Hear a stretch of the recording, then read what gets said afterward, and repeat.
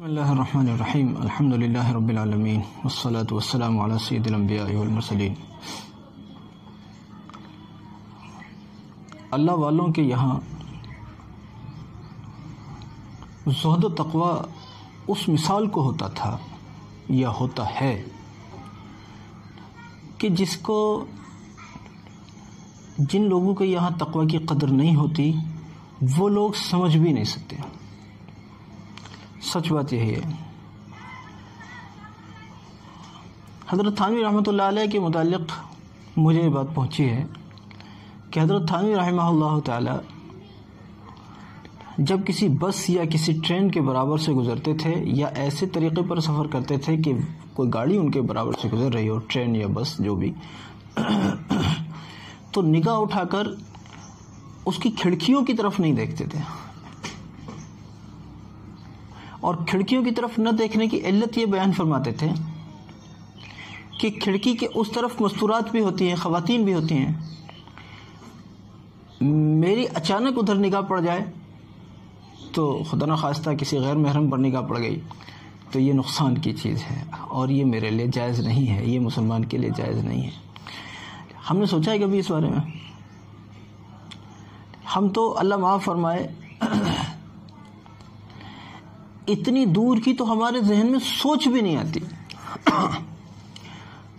ہمیں وہم و گمان میں بھی یہ بات نہیں گزرتی کہ کبھی ٹرین یا بس کی کھڑکیوں میں سے اس کے جو شیشے وغیرہ سے ہم نہ دیکھیں جب وہ ہمارے برابر سے گاڑیاں گزر رہی ہوں کہ کہیں اس میں کوئی غیر محرم نہ بیٹھی ہو،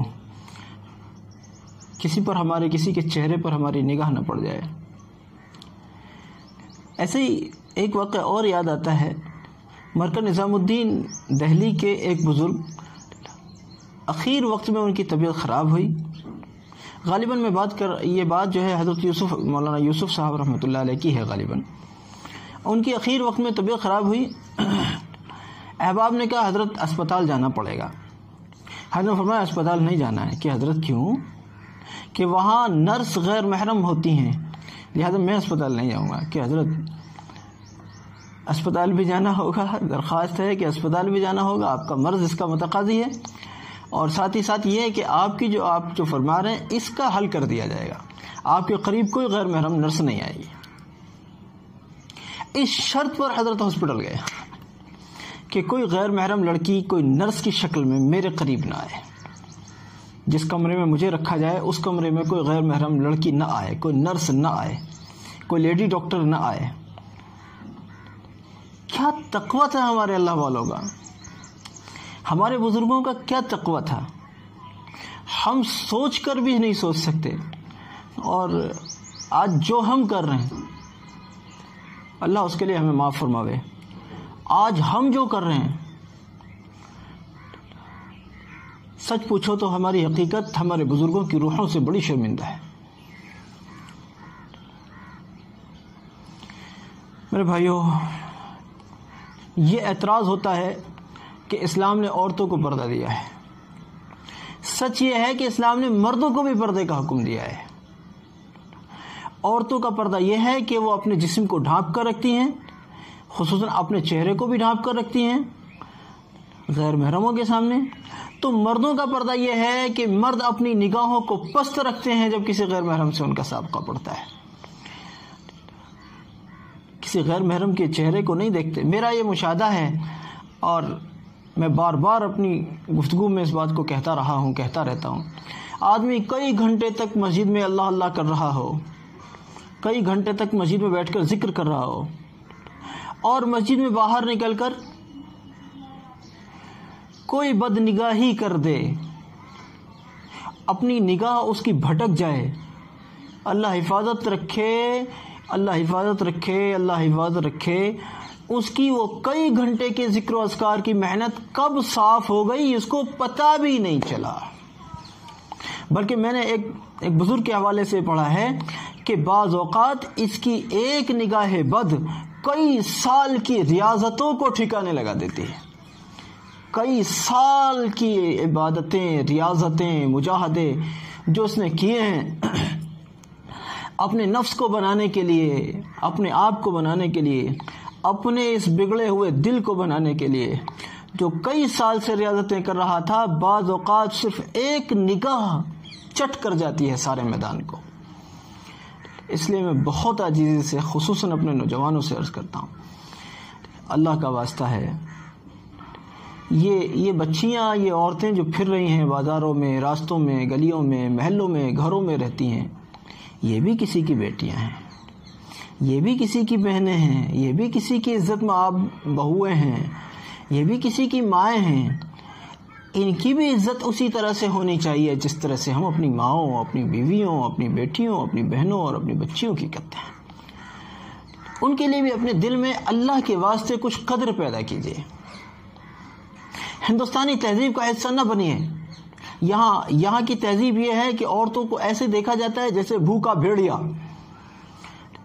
اس تہذیب کا حصہ نہ بنیے، بلکہ اس تمدن اور اس تہذیب کا حصہ بنیے کہ جب مدینہ منورہ کی بھری ہوئی مجلس کے اندر کوئی اجنبی عورت آ جاتی تھی تو اس کو کسی ایک بھی نگاہ سے ذرہ برابر بھی شکایت نہیں ہوتی تھی، بلکہ اس کو ایسا لگتا تھا میں شاید اپنے بھائیوں میں آ گئی ہوں۔ کوئی ایک بھی نگاہ نہیں چبھتی تھی اس کو، بیچاری کو کوئی ایک نگاہ، اس کو نگاہ اٹھا کے کوئی یوں دیکھنے والا نہیں تھا کہ کون ہے۔ سب عزت کے ساتھ اس سے پیش آتے تھے، احترام اس سے پیش آتے تھے۔ یہ اسلام کی دین ہے، عورت کی عزت، عورت کا احترام۔ اور عورت کے احترام کی شروعات اس بات سے ہوتی ہے کہ کم سے کم عورت کو اپنی ان آنکھوں سے بچا لیجیے، یہاں سے شروعات ہوتی ہے۔ باقی ساری باتیں زبان سے اور فلاں وہ سب بعد کی باتیں نہیں، سب سے پہلے کوئی بھی شروعات آنکھوں سے ہوتی ہے۔ اللہ کے واسطے اس صنف نازک کو اپنی آنکھوں سے بچا لیجیے۔ اور جب آپ کسی عورت کی عزت کر رہے ہیں اپنی آنکھوں کو جھکا کر، تو سچ جانیے آپ اس عورت ہی کی عزت نہیں کر رہے ہیں، بلکہ آپ اپنے آپ کو بھی بچا رہے ہیں، اپنے دل کو بھی بچا رہے ہیں۔ اپنا دل برباد نہ ہو جائے کسی ایک بدنگاہی کے نتیجے میں۔ ساری ریاضتیں جو مسجد میں بیٹھ کر آپ اتنی دیر سے پڑھ رہے تھے، ذکر کر رہے تھے، تلاوت کر رہے تھے، تسبیحات کر رہے تھے، دعائیں مانگ رہے تھے، وہ سارا کا سارا کہیں ایک نگاہ کا ہی لقمہ نہ بن جائے۔ اس لیے بہرحال ہمیں اپنی نگاہوں کو پست رکھنا ہے، اپنی نگاہوں کو جھکانا ہے، اور جب نگاہیں جھکیں گی تو اللہ نے چاہا اس دل کے اندر بھی انشاءاللہ اللہ میری بھی اور آپ کی بھی اور ساری امت کی حفاظت رکھے۔ امید ہے کہ جب نگاہیں محفوظ رہیں گی تو دل بھی محفوظ رہے گا انشاءاللہ، کہ نگاہوں سے دل اور دماغ سوچتے ہیں، پھر نگاہ اچھا یہ چیز کتنی اچھی ہے یا یہ چیز کتنی خراب ہے، جو بھی آپ نے دیکھا ہے اس کے اکارڈنگ نگاہیں ٹرانسفر کرتی ہیں دل اور دماغ کو، جو دیکھا ہے اس کو منتقل کرتی ہیں ادھر کہ دیکھو یہ چیز کتنی خراب ہے یا یہ چیز کتنی اچھی ہے، جو بھی۔ اب اس پر پھر دل بھی سوچتا ہے، پھر دماغ بھی سوچتا ہے، اور جو دل اور جو دماغ آوارگیوں اور عیاشیوں کو سوچتا ہو، سچ بتانا ایمانداری سے، کیا اس دل کے اندر اللہ کی محبت ہوگی؟ کیا اس دل میں اللہ آ کر بسیں گے؟ کیا اس دل کے اندر اللہ کی یاد کے لیے کوئی گنجائش بچی ہے؟ اس دل کا کیا فائدہ جس میں اللہ کی محبت نہ ہو؟ اس دل کا کیا فائدہ جس میں اللہ کا عشق نہ ہو؟ اس دل کا کیا فائدہ جس میں اللہ کی یاد نہ ہو؟ اس دل کا کیا فائدہ جس میں اللہ کا خوف نہ ہو؟ اللہ ہمیں ایسے دل سے بچائے اور ہمیں ایسا دل عطا فرمائے اللہ، جس میں معرفت بھی ہو، جس میں عشق الہی بھی ہو، جس میں عاشقی کے جذبے بھی ہوں، اللہ کا عشق، اللہ کے رسول صلی اللہ علیہ وسلم کا عشق۔